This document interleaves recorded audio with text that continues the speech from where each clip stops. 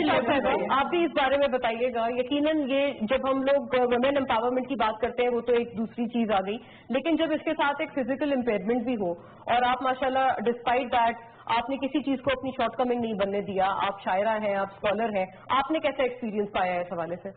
بسم اللہ الرحمن الرحیم. سب سے پہلے تو میں پاکستان ٹیلی ویژن کا بہت شکریہ ادا کرتی ہوں کہ انہوں نے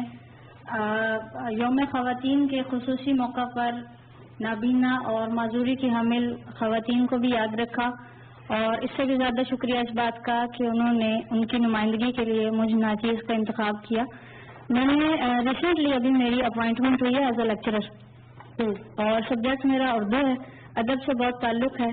اور میں شاعرہ بھی ہوں. تو شاعرہ جو ہے وہ آپ کو پتہ ہے کہ اس میں شاعری میں ذرا سا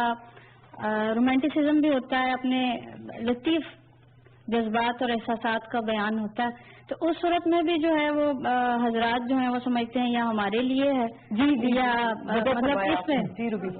ایک تو یہ چیز ہے. دوسرا آپ نے سوال کیا ڈسیبلٹی کے حوالے سے, یہ بہت ہی زیادہ سیریس ایشو ہے,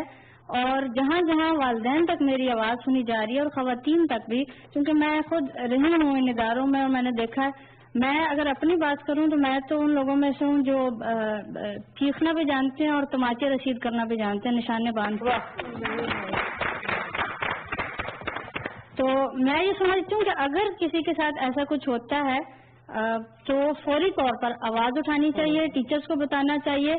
اور ضرور بولنا چاہیے. لیکن ہمارے یہاں مسئلہ یہ ہے کہ میں پھر وہی کہوں گی کہ میں چپ رہا تو مجھے مار دے گا میرا ضمیر,